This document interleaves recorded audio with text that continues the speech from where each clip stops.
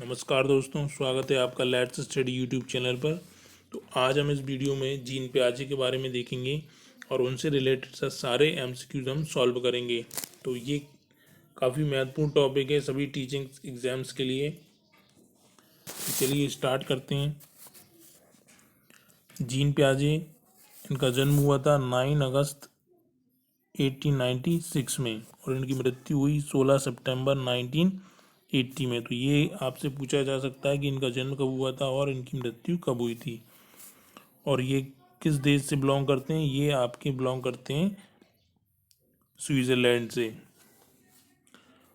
और ये किस लिए जाने जाते हैं, अपने संज्ञानात्मक विकास पर इन्होंने स्टडी की थी, बच्चे के संज्ञानात्मक विकास पर। तो ये जो है संज्ञानात्मक विकास के लिए जाने जाते हैं।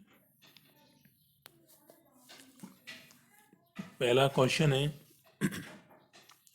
जीन प्याजे कहाँ के निवासी थे। तो हमने देखा जीन प्याजे कहाँ के निवासी थे, तो जीन प्याजे स्विट्ज़रलैंड के निवासी थे। तो इसका राइट आंसर हो जाएगा ऑप्शन 2। अगला क्वेश्चन है, लेबोरेटरी स्कूल की स्थापना किस मनोवैज्ञानिक ने की थी। ऑप्शन ए जीन प्याजे, option B Kohlberg, option C Thorndike, option D Skinner. तो इसका राइट आंसर हो जाएगा जीन प्याजे। जीन प्याजे ने लेबोरेटरी स्कूल की स्थापना की थी। अगला क्वेश्चन है, निम्नलिखित में से कौन सी पुस्तक जीन पियाजे द्वारा लिखी गई है। तो बताना है कि इसमें से कौन सी पुस्तक जो है जीन पियाजे द्वारा लिखी गई। फर्स्ट ऑप्शन है education of man, second option the growth of mind, third option है theory of learning, fourth option है the language and thought of the child. तो इसका राइट आंसर हो जाएगा option fourth, the language and thought of the child Jean पियाजे द्वारा लिखी गई पुस्तक है। बाकी पुस्तक देख लेते हैं किसके द्वारा लिखी गई हैं। तो एजुकेशन ऑफ मैन जो लिखी गई है वो लिखी गई है आपकी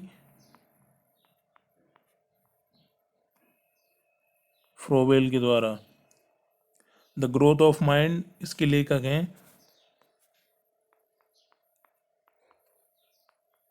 कोफका। कोफका इसके लेखक हैं द ग्रोथ ऑफ माइंड के। और थ्योरी ऑफ लर्निंग के लेखक हैं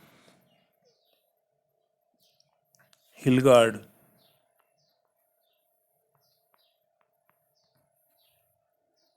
हिलगार्ड थ्योरी ऑफ लर्निंग लिखी है हिलगार्ड ने। तो इसका राइट आंसर है the language and thought of child किसकी पुस्तक है, जीन पियाजे की।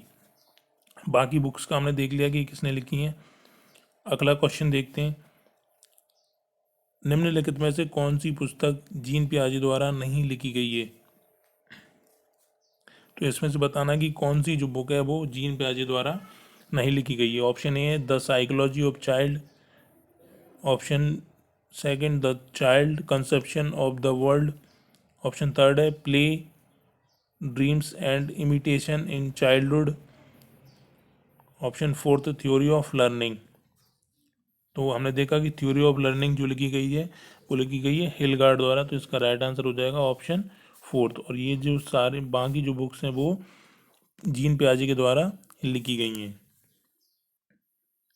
थ्योरी ऑफ लर्निंग हिलगार्ड के द्वारा लिखी गई है, तो इसलिए इसका राइट आंसर हो जाएगा ऑप्शन फोर्थ। अगला क्वेश्चन है हमारा, जीन पियाजे की मनोवैज्ञानिक विचारधाराओं को क्या नाम दिया गया।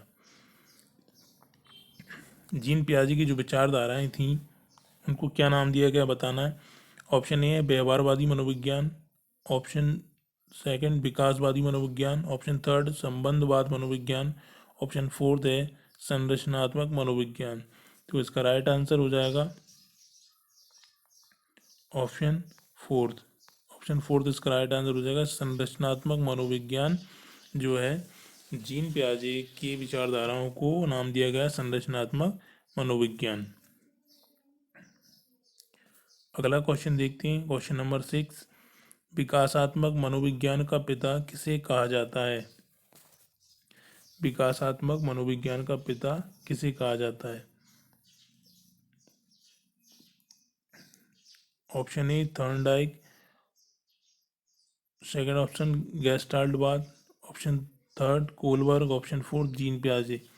तो इसका राइट आंसर हो जाएगा ऑप्शन फोर्थ, जीन पियाजे को विकासात्मक मनोविज्ञान का पिता कहा जाता है। अगला क्वेश्चन है क्वेश्चन नंबर 7।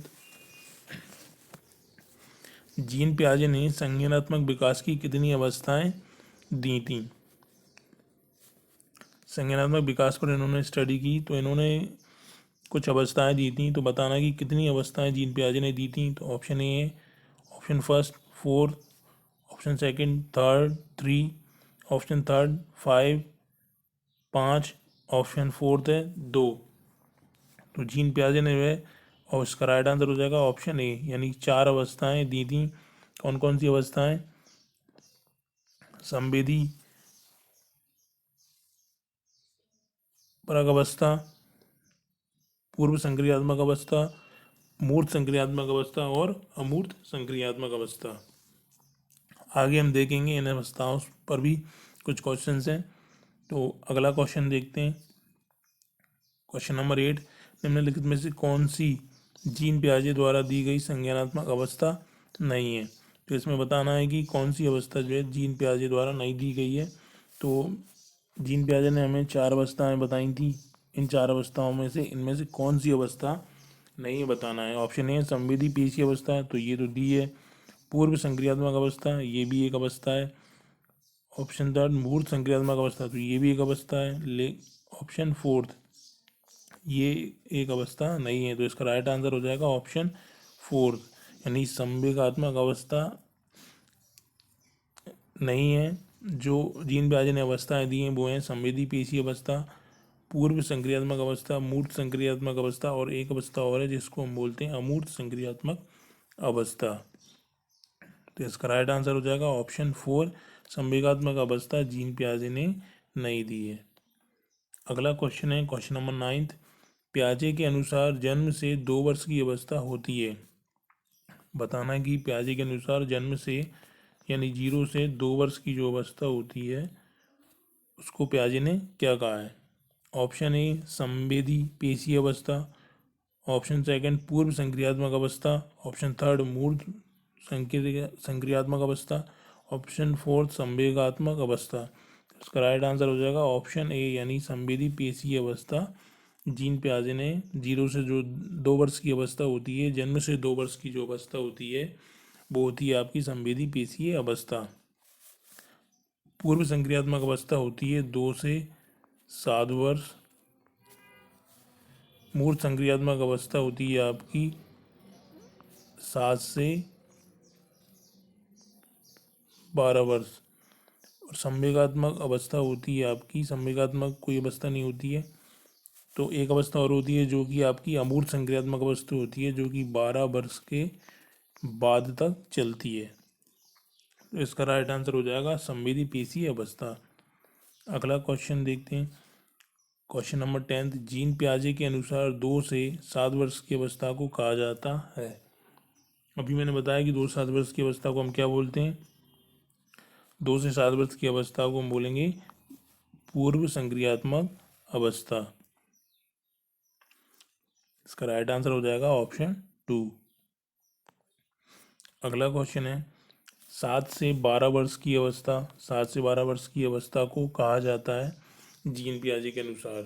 तो पिछले क्वेश्चन में हमने बताया कि 7 से जो 12 वर्ष की अवस्था होती है हम उसको जीन पियाजे ने बोला है मूर्त संक्रियात्मक अवस्था। इसका राइट आंसर हो जाएगा ऑप्शन थर्ड, मूर्त संक्रियात्मक अवस्था। औपचारिक संक्रियात्मक अवस्था होती है 7 वर्ष के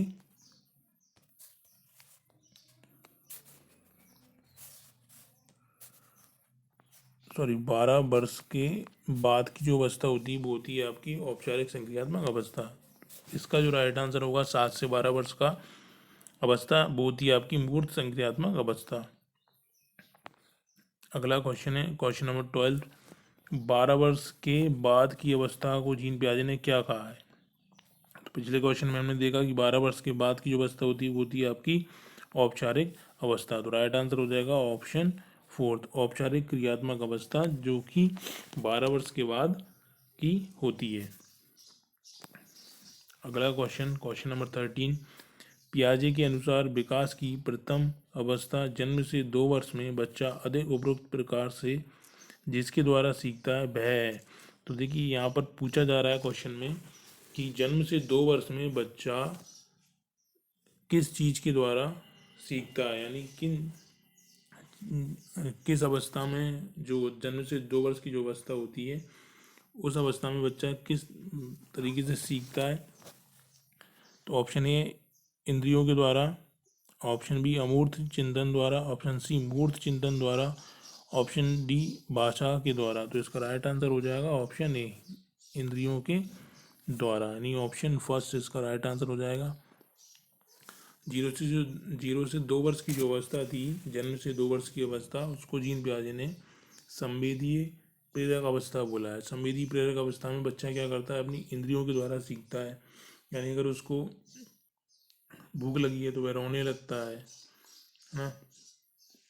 तो इस तरीके से जो है वो अपनी इंद्रियों के द्वारा सीखता है। चीज़ों को पकड़ना, मुंह में लेना, इस तरीके की क्रियाएं बच्चा करता है। तो इसका राइट आंसर हो जाएगा इंद्रियों के द्वारा। अगला क्वेश्चन है, पियाजे के अनुसार बच्चा किस अवस्था में सर्वाधिक उत्तेजित होता है। पियाजे के अनुसार बच्चा किस अवस्था में सर्वाधिक उत्तेजित होता है। ऑप्शन फर्स्ट संवेदी पेशी अवस्था, ऑप्शन सेकंड पूर्व संक्रियात्मक अवस्था, ऑप्शन थर्ड मूर्त संक्रियात्मक अवस्था, ऑप्शन फोर्थ औपचारिक क्रियात्मक अवस्था। तो इसका राइट आंसर हो जाएगा ऑप्शन फर्स्ट, यानी संवेदी पेशी अवस्था में बच्चा सर्वाधिक उत्तेजित होता है, क्योंकि वो जो है अपनी इंद्रियों के द्वारा सीखता है। हाथ पैरों को फेंकना, हाथ पैरों को चलाना, देखा होगा आपने बच्चों को, जैसे जब कोई व्यक्ति चश्मा जो लगाता है, अगर वो छोटे बच्चों के लिए ले तो बच्चा क्या करता है, उसके चश्मे को ऐसे खींचने लगता है पकड़ के। तो इस तरह की क्रियाएं वो करता है। तो इसका राइट आंसर हो जाएगा संवेदी पेशी अवस्था। अगला क्वेश्चन है क्वेश्चन नंबर 15, किस अवस्था में बालक अल्प ज्ञान के कारण कार्य क्षेत्र व कारण में संबंध स्थापित नहीं कर पाता।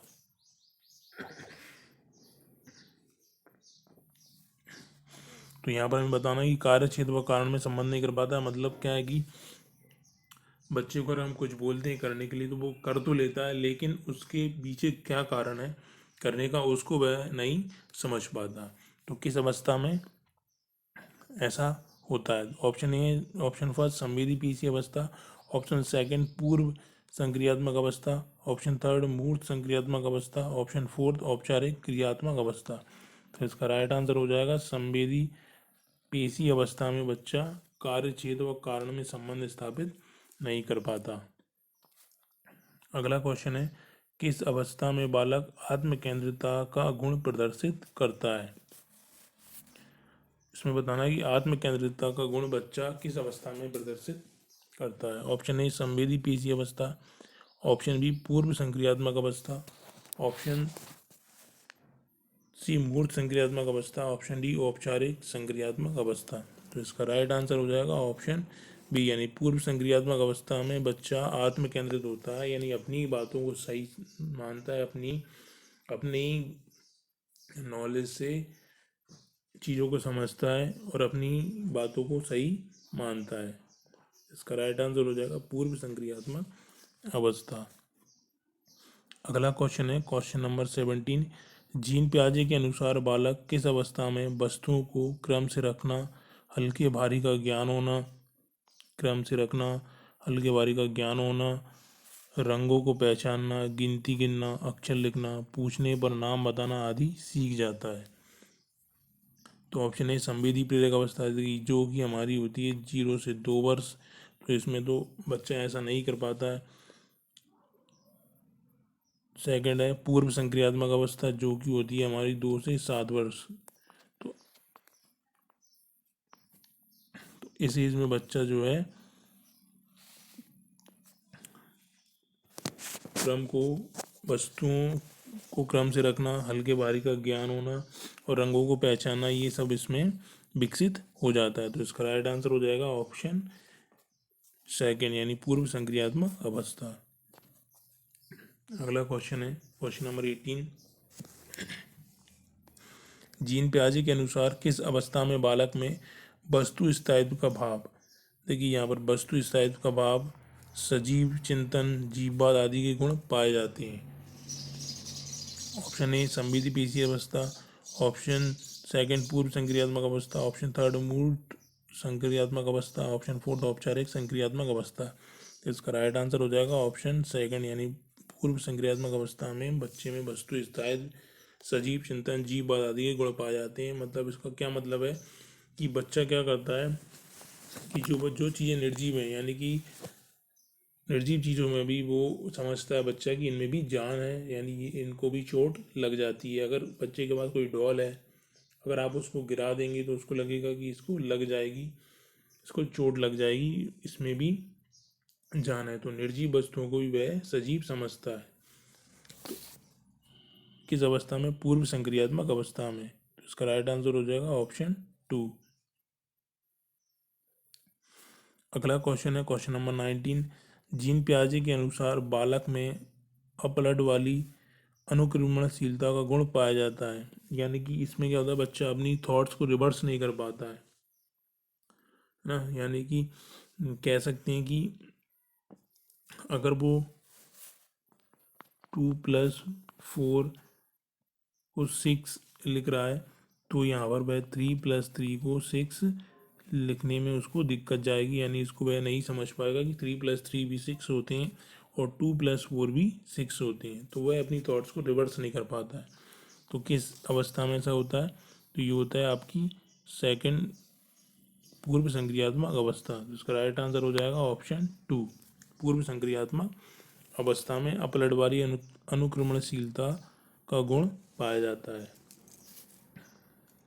अगला क्वेश्चन है किस अवस्था को संज्ञानात्मक विकास का मुख्य परिवर्तन बिंदु माना जाता है?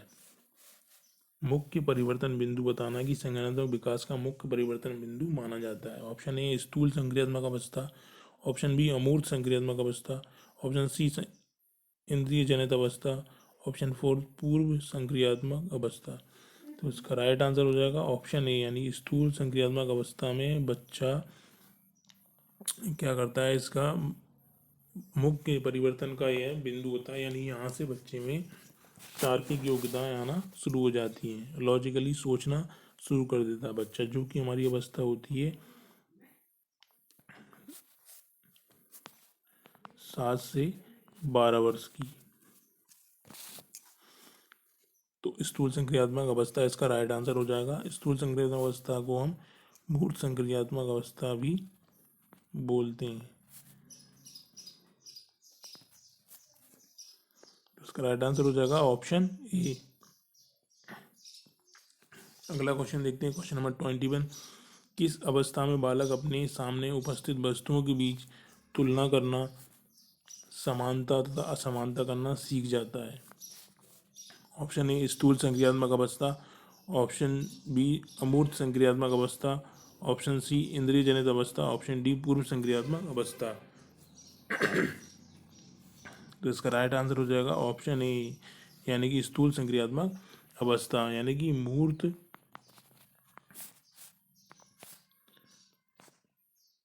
इस अवस्था को मूर्त संक्रियात्मक अवस्था भी बोलते हैं। तो इसमें बच्चा तुलना करना सीख जाता है, यानी वस्तु को रिलेट करना कि ये छोटी है, ये बड़ी है ना। इस तरीके से बच्चा इस अवस्था में समानता और असमानता करना सीख जाता है। तो इसका राइट आंसर हो जाएगा ऑप्शन ए। अगला क्वेश्चन है पियाजे के अनुसार वह अवस्था जिसमें बालक उत्क्रमणशीलता पलटवाली का गुण विकसित हो जाता है। अब ये जो है अपोजिट है किसकी? आपकी पूर्व संक्रियात्मक अवस्था की। पूर्व संक्रियात्मक अवस्था में बच्चा पलट वाला उसमें गुण नहीं था, यानी वो अपनी थॉट को रिवर्स नहीं कर पा रहा था। लेकिन इस अवस्था में क्या होता है, बच्चा अपनी थॉट्स को रिवर्स करने लगता है। यानी 3+4 जैसे 7 होते हैं, तो वो जो है 5+2 को 7, 5+2 7 भी समझ जाएगा कि 5+2 भी 7 होते हैं और 3+4 भी 7 होते हैं, या 4+3 भी 7 होते हैं। इस तरीके से समझ जाता है। तो ये किस अवस्था में विकसित हो जाता है गुण? तो ये हो जाता है आपका स्थूल संक्रियात्मक अवस्था में। इसका राइट आंसर हो जाएगा ऑप्शन ए। अगला क्वेश्चन देखते हैं।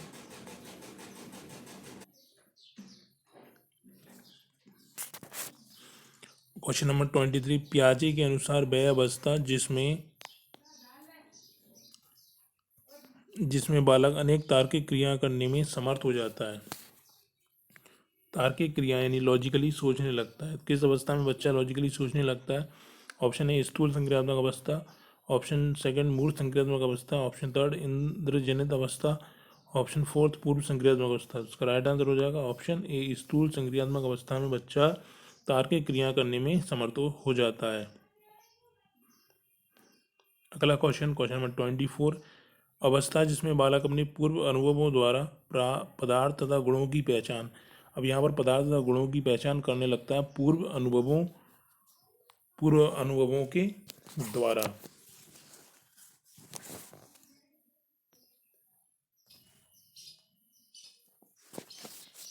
तो इसका राइट आंसर हो जाएगा आपका अमूर्त संक्रियात्मक अवस्था में बच्चा अपने पूर्व ज्ञान का उपयोग नए ज्ञान यानी नए अनुभव को बनाने, नए नॉलेज को करने के लिए करने लगता है। पदार्थ और गुणों की पहचान उसमें करने लगता है अमूर्त संक्रियात्मक अवस्था में। राइट आंसर हो जाएगा ऑप्शन 2। अगला क्वेश्चन है, परिकल्पनात्मक चिंतन की अवस्था है। परिकल्पनात्मक चिंतन बच्चे में किस अवस्था में आ जाता है? ऑप्शन फर्स्ट स्थूल संक्रियात्मक अवस्था, ऑप्शन सेकंड अमूर्त संक्रियात्मक अवस्था, ऑप्शन थर्ड इंद्रिय जनित अवस्था, ऑप्शन फोर्थ पूर्व संक्रियात्मक अवस्था। तो इसका राइट आंसर हो जाएगा ऑप्शन 2 यानी कि मूर्त संक्रियात्मक अवस्था में बच्चे में परिकल्पनात्मक चिंतन विकसित हो जाता है। तो इसका राइट आंसर हो जाएगा ऑप्शन 2। अगला क्वेश्चन देखते हैं। क्वेश्चन नंबर 26, अवस्था जिसमें बालक में बौद्धिक चिंतन, तार्किक चिंतन, समस्या समाधान आदि मानसिक योग्यता विकसित हो जाती हैं। क्वेश्चन है, अवस्था जिसमें बालक में बौद्धिक चिंतन, तार्किक चिंतन, समस्या समाधान आदि विकसित हो जाती है। किस अवस्था में बच्चे में बौद्धिक चिंतन, तार्किक चिंतन और समस्या समाधान आदि विकसित हो जाता है? ऑप्शन फर्स्ट स्थूल संक्रियात्मक अवस्था में, ऑप्शन सेकंड औपचारिक संक्रियात्मक अवस्था में, ऑप्शन थर्ड इंद्रजनित अवस्था में, ऑप्शन फोर्थ पूर्व संक्रियात्मक अवस्था में। उसका राइट आंसर हो जाएगा ऑप्शन सेकंड यानी औपचारिक संक्रियात्मक अवस्था, जिसको हम बोलते हैं अमूर्त संक्रियात्मक अवस्था। इसमें बच्चा जो चीज़ें नहीं है उन चीज़ों के बारे में भी सोच सकता है, यानी काल्पनिक सोच भी इस अवस्था में बच्चे में विकसित हो जाती है। तो राइट आंसर हो जाएगा ऑप्शन 2। अगला क्वेश्चन है क्वेश्चन नंबर 27, किस अवस्था में बालक निगमन तर्क देने योग्य हो जाता है? निगमन तर्क निगमन क्या होता है? नियम से उदाहरण, यानी पहले आप नियम देखेंगे फिर उसके बाद उदाहरण समझेंगे। तो इसका निगमन का मतलब होता है कि पहले नियम से उदाहरण पर जाना, पहले नियम फिर आप उदाहरण समझेंगे। तो किस अवस्था में बालक निगमन तर्क देने योग्य हो जाता है? ऑप्शन फर्स्ट स्थूल संक्रियात्मक अवस्था, ऑप्शन सेकंड अमूर्त संक्रियात्मक अवस्था, ऑप्शन थर्ड इंद्रिय जनित अवस्था, ऑप्शन फोर पूर्व संक्रियात्मक अवस्था। तो राइट आंसर हो जाएगा ऑप्शन 2 यानी अमूर्त संक्रियात्मक अवस्था में बच्चा निगमन तर्क देने योग्य हो जाता है। अगला क्वेश्चन है क्वेश्चन नंबर 28, एक कक्षा में अध्यापक बालक को कहता है कि कल्पना करो कि ABC एक त्रिभुज है और वह त्रिभुज की संरचना बालक की आंखों के सामने आ जाए, तो यह किस अवस्था का उदाहरण है? तो देखिए जीन पियाजे ने एक वर्ड दिया था, एक शब्द दिया था स्कीमा। स्कीमा क्या होता है? बच्चे ने जो सीख लिया है उसकी पिक्चर्स वह अपने दिमाग में बना लेता है। जो देखता है, जो समझता है बच्चा, तो उसकी पिक्चर्स अपने दिमाग में बना लेता है। तो उस इन्फॉर्मेशन को हम बोलते हैं स्कीमा। तो यहाँ पर देखिए किस अवस्था में बच्चा उसका सही इस्तेमाल करने योग्य हो जाता है। तो यहाँ पर एक टीचर है, उसने कहा कि कल्पना करो कि ABC एक त्रिभुज है, तो बच्चे के दिमाग में क्या होगा? तुरंत ही एक त्रिभुज यानी ट्रायंगल बन जाएगा। त्रिभुज ABC उसके दिमाग में एक पिक्चर बन जाएगी ट्राइंगल की। तो ये किस अवस्था में होता है? ये होता है आपका अमूर्त संक्रियात्मक अवस्था में, यानी राइट आंसर हो जाएगा ऑप्शन 2। अमूर्त संक्रियात्मक अवस्था में बच्चा काल्पनिक सोचने लगता है, यानी उसके सामने त्रिभुज नहीं है लेकिन फिर भी वह जो है अपने दिमाग में एक इमेज उसकी बना लेगा। तो इसका राइट आंसर हो जाएगा ऑप्शन 2। अगला क्वेश्चन, क्वेश्चन नंबर 29। जीन पियाजे के द्वारा संज्ञान के विकास की श्रृंखला का निम्न में से कौन सा भाग नहीं है? तो जीन पियाजे ने संज्ञान की एक श्रृंखला दी थी जिसमें 4 समूह थे, तो इसमें से कौन सा उस समूह में नहीं है बताना है। ऑप्शन ए पहचान, ऑप्शन सेकंड निषेध, ऑप्शन थर्ड सह संबंधात्मक परिवर्तन, ऑप्शन 4 निर्भरता। तो इसका राइट आंसर हो जाएगा ऑप्शन 4, यानी ऑप्शन 4 यानी निर्भरता इंडिपेंडेंसी उस समूह में नहीं है। बाकी ये उस समूह में सम्मिलित है। पहचान आइडेंटिटी, निषेध नेगेशन, सहसंबंधात्मक परिवर्तन यानी कोरिलेशन ट्रांसफॉर्मेशन, और एक और जो उसका फोर्थ पॉइंट था वो था आपका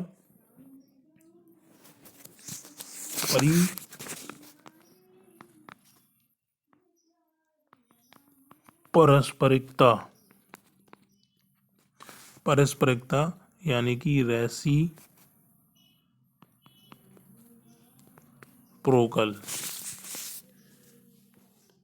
तो इसका राइट आंसर हो जाएगा निर्भरता, जो कि उस समूह में नहीं था। अगला क्वेश्चन है क्वेश्चन नंबर 30। किस मनोवैज्ञानिक ने संज्ञानात्मक सिद्धांत को तर्क तथा मनोविज्ञान का मध्य सेतु कहा है? किस मनोवैज्ञानिक ने संज्ञानात्मक सिद्धांत को तर्क तथा मनोविज्ञान का मध्य सेतु कहा है? ऑप्शन फर्स्ट जीन पियाजे, option second Kohlberg, option third Thorndike, option fourth Skinner. तो इसका राइट आंसर हो जाएगा ऑप्शन फर्स्ट जीन पियाजे ने संज्ञानात्मक सिद्धांत को तर्क तथा मनोविज्ञान का मध्य सेतु कहा है। अगला क्वेश्चन है क्वेश्चन नंबर 31। अनुकूलन की प्रक्रिया में सम्मिलित होता है।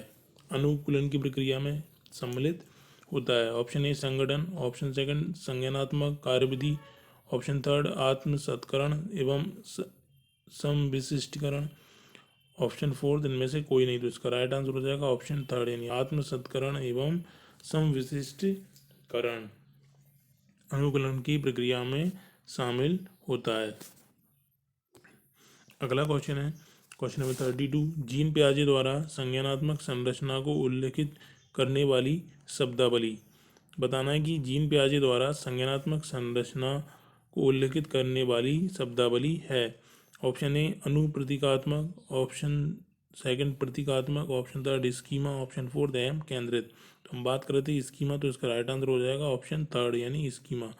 संज्ञानात्मक संरचना को उल्लेखित करने वाला शब्दावली। संज्ञानात्मक संज्ञान क्या होता है? बच्चे की कॉग्निशन यानी उसकी समझ ना, उसकी बुद्धि।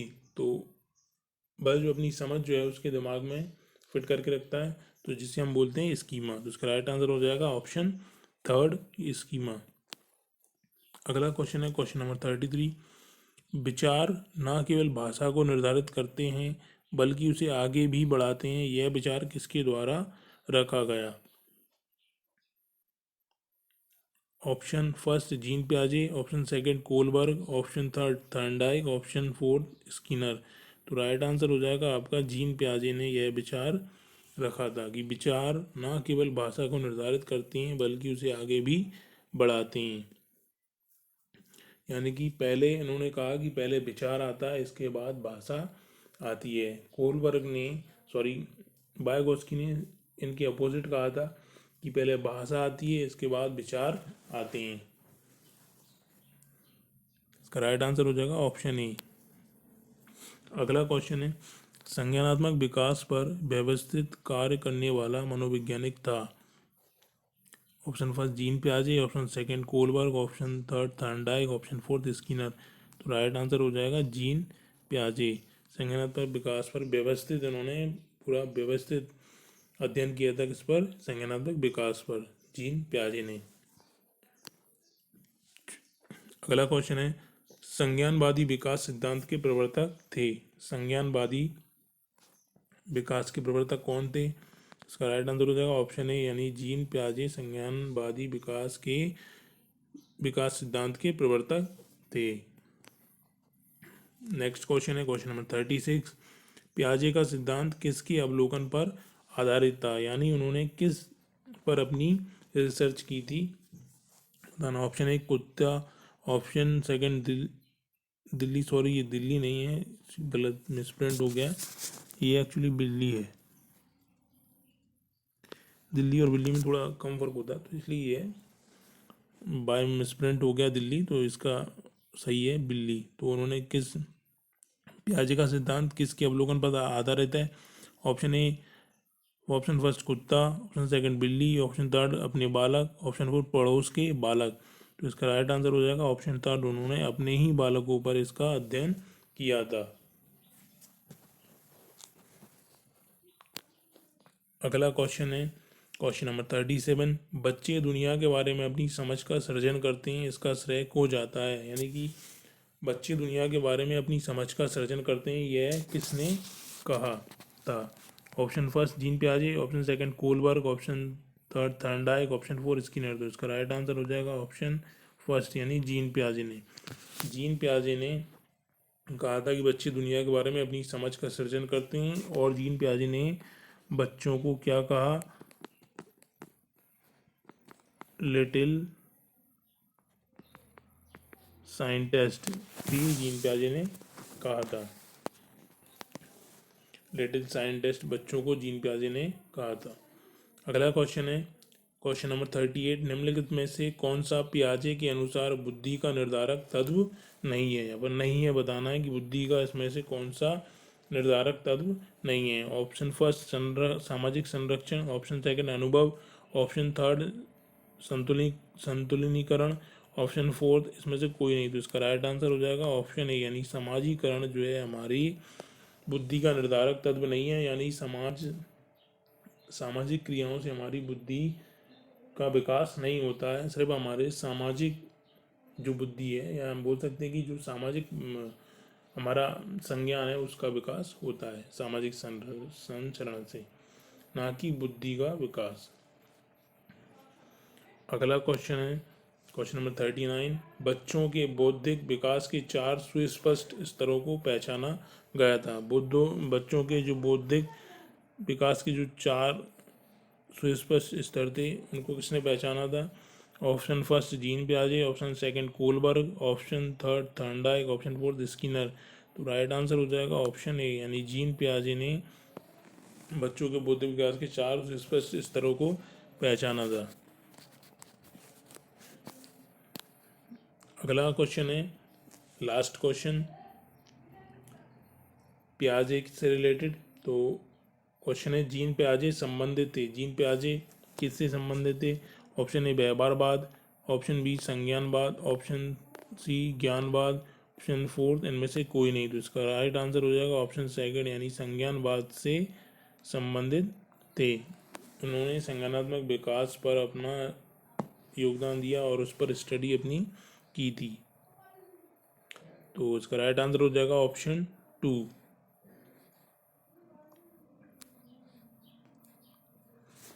तो प्लीज़ लाइक और सब्सक्राइब जरूर करें। Thank you for watching. Video अच्छा लगा हो, हेल्पफुल हो, तो प्लीज़ लाइक और सब्सक्राइब जरूर करें, शेयर करें अपने दोस्तों के साथ। Thank you.